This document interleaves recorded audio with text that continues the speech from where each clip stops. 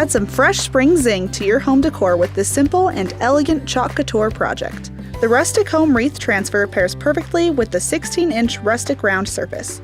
This is so cute and can last all year long. To begin, I'm using my transfer trimmers and cutting along the provided cut lines. There are so many adorable floral elements in this design, feel free to customize it however you like. Next, I'm removing the wreath element from its transfer backer sheet. This mesh silkscreen is reusable 8 to 12 times for all sorts of chalking projects. Now I'm sticking the circular element onto my fuzzing cloth. This is a microfiber cloth that helps to work gentle the adhesive by adding a little bit of lint to the sticky side of the transfer. You may need to do this a few times if you've chosen a glass or another less porous surface. I'm centering the wreath on my 16-inch Rustic Round, making sure to smooth it out so that there are no bubbles or wrinkles. Now let's add some color. I'm using our Chalkology paste in Bright White, Bumblebee, Eucalyptus, and Shimmer Melon. First, using my handy-dandy small squeegee, I'll scoop up some bright white paste and spread it all over the mesh sections of my silkscreen. I'm only using a little bit of paste and scraping off any excess so that I have a nice smooth application. I'm going to slowly pull the wreath element from my surface and set it aside to wash later. The paste needs to be dry, so I'm using a quick dry tool to dry my paste before moving on to the next steps. Now I'll prep the larger greenery and curved floral elements by fuzzing them and then placing them onto my surface along the white lines of the wreath.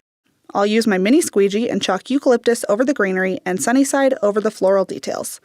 I'm drying my paste once again before continuing to build my florals.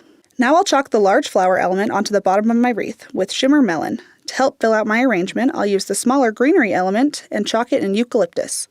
I'll add another large flower element in Shimmer Melon and use the quick dry tool to dry the paste. Next, I'll add several small flower details in Bright White. You can recreate this look following my steps in placement or create your own floral arrangement with any of the transfer elements. Once all of my paste is dry on the surface, the final touch is to add this adorable bow using a hot glue gun. Now I have a new charming sign for my front door. We like to keep things simple, so the cleanup is a piece of cake. This is what we call a water bath. You can also wash your transfer in a sink or under running water. I'm simply wetting the transfer and wiping it clean.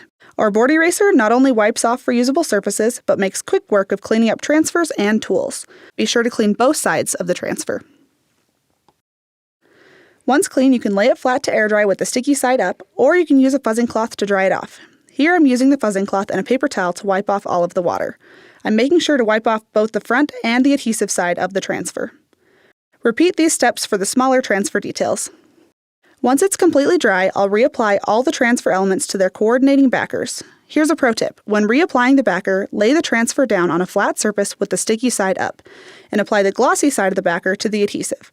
With proper care, these transfers can be used again and again. From start to finish, these projects really are as easy as this. Create your own DIY zing with Chalk Couture. Happy chalking!